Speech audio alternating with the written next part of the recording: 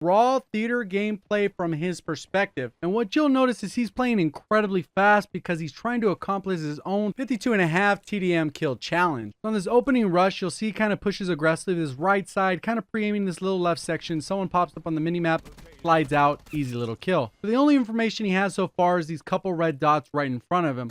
Once he realizes he's not in the best position, he tries to go ahead and go around. And you'll see how he quickly peeks the area because he knows he's in the enemy spawn. Obviously, this little quick peeking leads to an easy kill. And I slow down this next little part to show how accurate he is with this weapon. While he's jump shotting, he lands every single shot. And I'm not even sure how he survives this next little sequence. You can see he jumps out, takes out the first guy, ends up being one shot, heals himself, then re-engages without being fully healed, and I think that threw off his opponent just enough for him to survive that engagement, and that is an ultra aggressive play, and that actually happens for a couple of different reasons. One, he's an ultra good player with tons of confidence, but the other is that he's racing against the clock since he knows he needs to get almost every single kill. One of the biggest pieces of advice when I do my own gameplay breakdowns or those of subscribers is how important it is to analyze the enemy behavior early on in the match. So important that Optic Scump actually brought up this same tip when he was talking about his gameplay featured in this specific video. Basically, just try and get a read of what the other team is doing.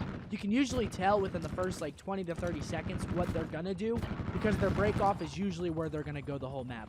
So obviously some important information to keep in mind as you play the game. Right here as the UAV passes, he sees the little red dot, and as you can see with almost every single gunfight, he takes advantage of that jump shot maneuver. And even though he has scavenger, he instinctively picks up the KN right here, so he doesn't even need to reload. And that's a pretty common behavior that a lot of pro players do, so that they can usually have a submachine gun and a rifle. And once the spawn looks cleared, he goes ahead and turns around and makes the decision to head to the other side of the map. One thing I will point out in case you haven't noticed is he hasn't really gone to that middle section that often.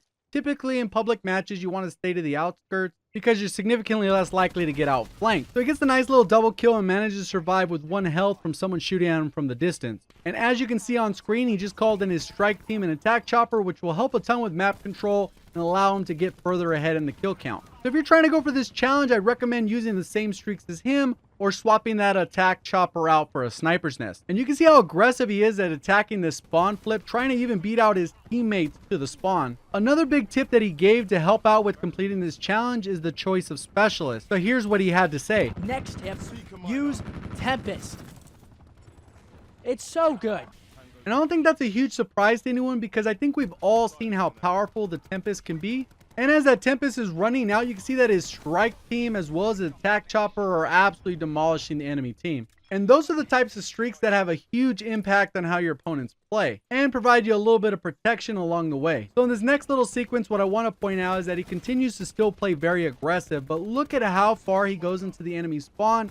You can see there's kind of an imaginary line that he just does not push past. And this imaginary line is something you always have to be aware of when you play a game mode that has respawns. And check out how he switches to the rifle in this longer ranged engagement. As soon as the engagement's over, he dips back, looks like the strike team takes care of him, and he goes ahead and switches back to that SMG. And he already makes the assumption that there's an enemy coming from this way, absolutely melts him, kind of pre-aims and centers this little section for a little bit, make sure his ammo's good, checks the other one, make sure that one's good. So some very good habits to have when you play Call of Duty. You can see he continues to pre-aim, center all the hot spots, comes around, knows he has an attack chopper, and then he ends up seeing this enemy, takes him out pretty good, and then ends up continuing to move through the spawn. And right here you'll see he acknowledges that his teammates are spawning in this particular spawn, so he goes ahead and turns around and starts heading to the other side of the map.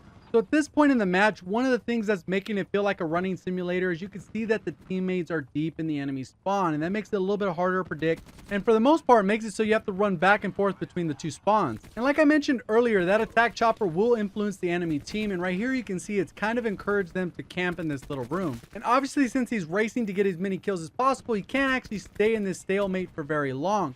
He goes ahead and ends up pushing through the spawn. Doesn't have much choice. They force his hand, then he makes sure it's completely cleared out. And knowing that it's going to be a little bit of a closer engagement, you can see he pulls out the SMG, takes this guy out first, ends up clearing out the spawn, and when doing so, it's basically forced it so all the enemies are going to be spawning on the opposite side of the map. And although his last little push is very aggressive, you're going to see that he maintains his discipline. He went ahead and peeked that corner, coming around over here to this left side, make sure both guns are reloaded. He sees the guy in the little room. The little shock cart is going around and tracking down the guy. I don't know if it was intentional that he knew that it tracked the guy down. Either way, it ended up working out in his favor, and he's trying to track down these last few kills. He ends up getting a nice little double kill in the spawn, free aiming with the KN on a head glitch, playing as smart as possible. He could have gone in with the SMG, didn't really know how many people were spawning there. Now he has a UAV, a lot more confident for this final push. And that about wraps up the breakdown. If you did enjoy